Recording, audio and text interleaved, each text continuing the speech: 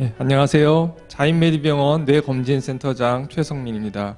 자, 이제 무더위도 한풀 꺾이고 서늘한 가을이 성큼 다가온 것 같습니다.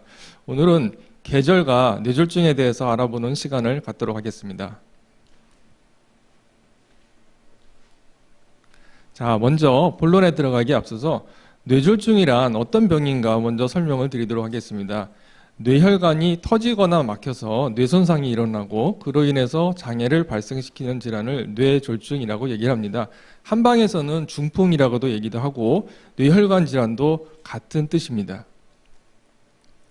뇌졸중은 암에 이어서 두 번째 중요한 사망 원인이고요. 그리고 단일 질환으로는 가장 많은 사망 원인을 차지하고 있습니다. 또 한 가지 뇌졸중이 중요한 이유는 한 달 내에 환자의 30% 정도가 사망하고, 그리고 상당수가 장애를 가지기 때문에 사회적, 경제적으로 막대한 손실을 초래하는 질병입니다. 뇌졸중은 크게 혈관이 막혀서 생기는 뇌경색이라는 병과 혈관이 터져서 생기는 뇌출혈로 나눠지는데요. 나라마다 뇌경색과 뇌출혈이 차지하는 비율은 크게 차이가 있습니다. 대개는 생활이 서구화되고 잘 사는 나라일수록 뇌경색 비율이 높은 것으로 되어 있습니다.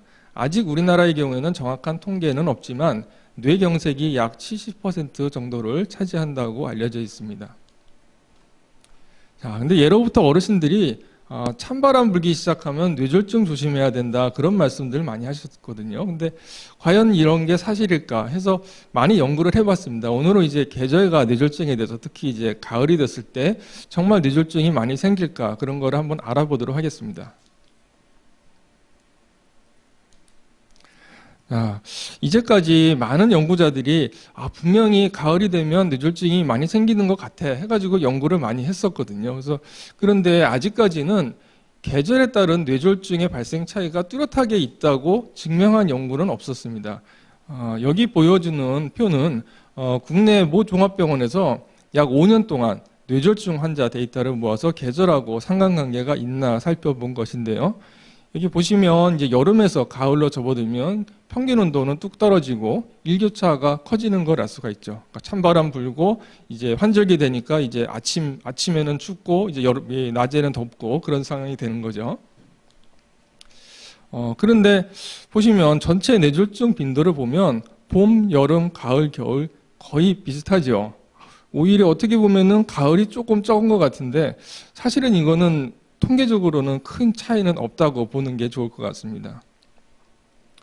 좀 더 자세하게 그러면 이제 월별로 통계를 내봤는데요. 가장 많이 발생하는 거는 5월, 6월, 7월이고, 그리고 이제 무더위가 한참인 8월에는 뚝 떨어졌다가 점점점 증가돼서 이제 11월에는 다시 증가하는 추세를 보이고 있습니다. 하지만 이마저도 통계적으로 크게 차이가 있다고 보기는 힘들 것 같습니다.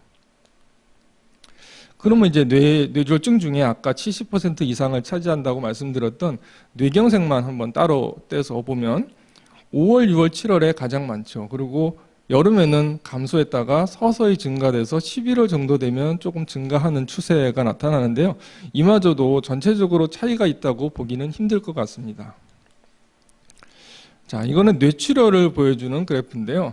보시면 10월, 11월, 12월에 유독 뇌출혈이 많이 생기는 것을 알 수가 있거든요. 그래서 이것만 보면 우리 어르신들께서 말씀하셨던 찬바람 나면 뇌졸중 조심한다, 그게 뇌출혈 얘기를 한 거였구나, 그런 생각이 들어요. 그렇지만 이것도 사실은 정확하게 우리가 통계를 내보면 뚜렷하게 차이가 있다고 보기는 힘들 것 같습니다. 그래서 딱 결론만 말씀드리면 계절별로 뇌졸중 발생은 뚜렷하게 차이가 있다고 보기는 힘들 것 같습니다.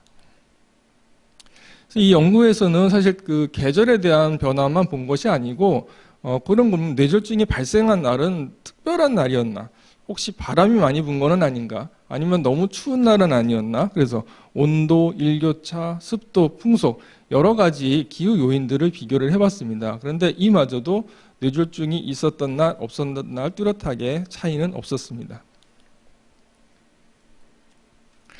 이렇게 계절별로 뇌졸중 발생 빈도에 대한 연구가 힘든 이유는 이 계절이라는 데는 온도, 습도, 태양광 같은 기후 요인 외에도 생태학적 요인, 대표적으로 꽃가루라든가 공해물질, 독감 이런 것들이 많이 관여를 하고요. 거기다가 뇌졸중이란 질병이 발생하려면 생활 습관, 생리학적 요인 이런 여러 가지 요인들이 관여를 해서 뇌졸중이란 질병을 유발하기 때문에 계절 한 가지 변수만 가지고 연구하는 것이 굉장히 어렵기 때문입니다. 자, 어떤 질병이든 잘 치료하는 것보다 훨씬 중요한 것이 예방입니다. 자, 이제부터는 누구라도 쉽게 실천할 수 있는 뇌졸중을 예방할 수 있는 6가지 방법에 대해서 소개하도록 하겠습니다. 자, 뇌졸중 증상은 갑자기 생길 수 있지만 뇌졸중이란 병은 절대로 갑자기 생기는 병이 아닙니다. 평소 여러분들이 가지고 있는 뇌졸중의 위험 요인들, 대표적인 것이 혈압, 당뇨병, 고지혈등, 흡연 이런 것들이죠. 그런 자신의 위험 요인에 대해서 잘 알고 관리를 하는 것이 중요합니다. 두 번째는 하루에 30분 이상, 가급적이면 매일 꾸준히 운동을 하고 신체 활동을 많이 하시는 것이 좋습니다.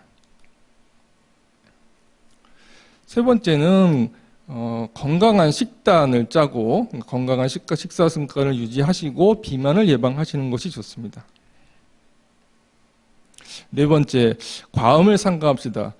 이게 사실은 조금 논란이 있는데요. 우리가 이제 걸핏하면 뭐 신문이라든가 이런 데서 뭐 적포도주는 괜찮다. 뭐 소주 한두 잔, 막걸리 한 잔, 뭐 맥주 한 잔은 괜찮지 않냐.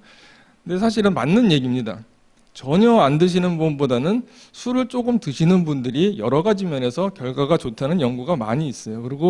그런데 이제 문제점은 술이란 게 이제 마시다 보면 한 잔이 두 잔 되고 두 잔이 세 잔 되고 계속 이제 늘어나는 그런 문제가 있고요. 근데 또 하나는 뇌졸중 위험 요인 중에 예를 들어서 뭐 당뇨 환자들 같은 경우에는 술을 마시면서 당 조절은 거의 불가능하다고 봐야 되거든요. 그래서 아예 안 드실 수 있으면 제일 좋고 아니면 정 드시려거든 가끔씩 한두 잔인데 소주를 맥주잔으로 드시면 안 되겠죠. 보통 이제 한두 잔의 기준이 소주는 소주잔으로, 맥주는 맥주잔으로, 막걸리도 한 잔 먹으면 괜찮지 해가지고 또 어떤 분들은 또 아주 큰 대접으로 드시는 분인데 그거는 좀 과한 것 같고요. 그리고 나는 3끼 먹으니까 3번 술을 먹는 건 어떠냐. 그렇게까지 하다 보면 좀 문제가 생길 것 같습니다. 그래서 가끔씩 식사할 때 반주, 그 다음에 당뇨라든가 이런 게 없는 분들 한두 잔 정도 그거를 넘지 않는 것이 꼭 명심해야 될 것 같습니다. 그 다음에 이제 금연은 필수인데요. 담배는 절대 피시면 안 되고요.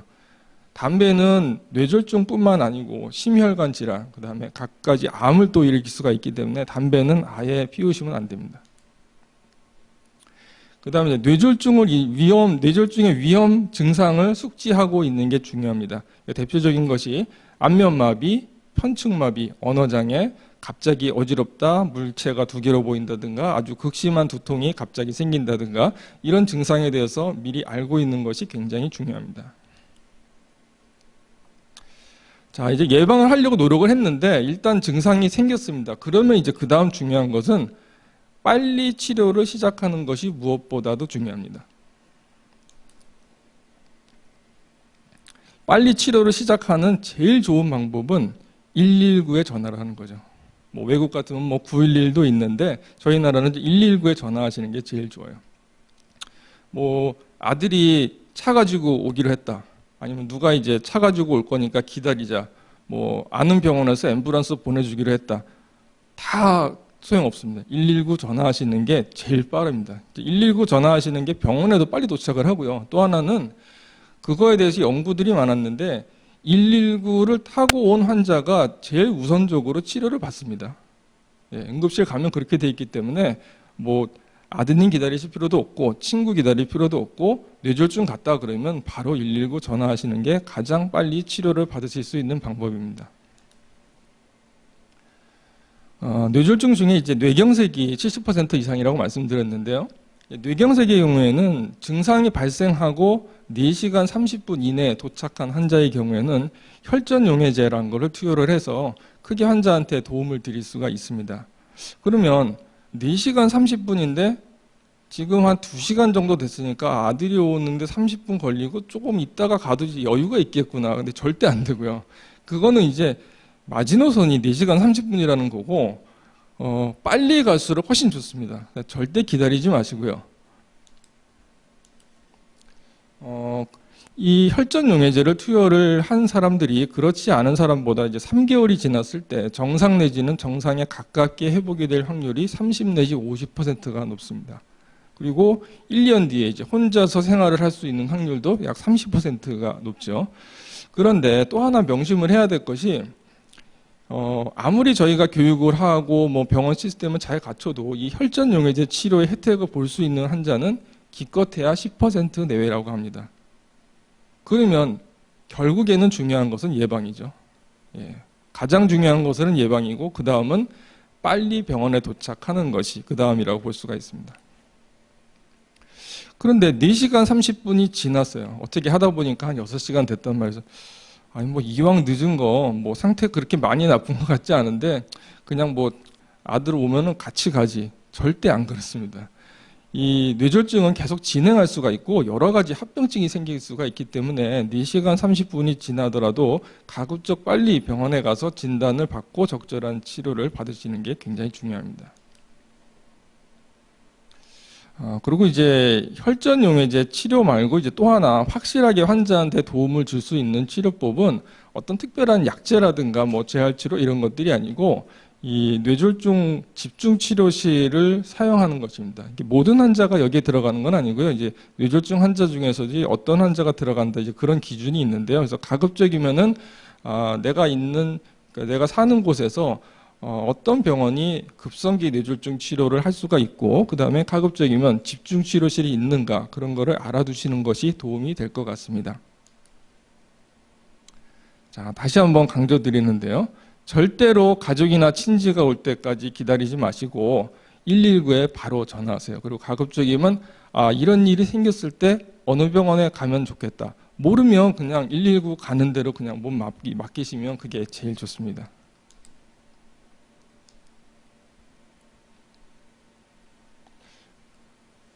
그리고 이제 뇌졸중 환자에서 일부가 이제 환자가 이렇게 토하거나 그러는 수가 있어요. 그래서 그럴 때는 고개를 옆으로 돌려두시는 게 좋습니다. 왜냐하면 이제 기도가 막히게 되면 굉장히 위험할 수가 있기 때문에 이제 그런 거는 이제 일반인들이 도움을 줄 수가 있는 내용이고요.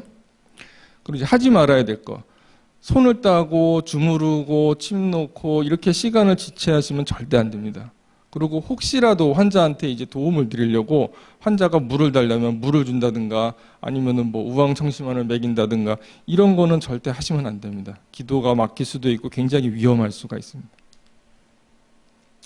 그리고 또 이제 뇌졸중의 치료에 있어서 급성기 치료 말고 또 하나 중요한 것들이 재활치료가 중요합니다. 그리고 이제 또 하나는 이 뇌졸중은 이제 치료 기간이 길어지고 그런 경우가 많기 때문에 환자가 우울증에 빠진다든가 자포자기한다든가 그런 경우가 있기 때문에 가족이라든가 전문가가 정신적으로 지지를 해주는 것이 많이 도움이 됩니다. 그래서 평소에 건강한 생활 습관을 가지고 그 뇌졸중 증상에 대해서 숙지하고 있고 그리고 증상이 생겼을 때 즉각적으로 대응한다면 뇌졸중은 그렇게 걱정할 병은 아닙니다. 이상 경청해 주셔서 감사합니다.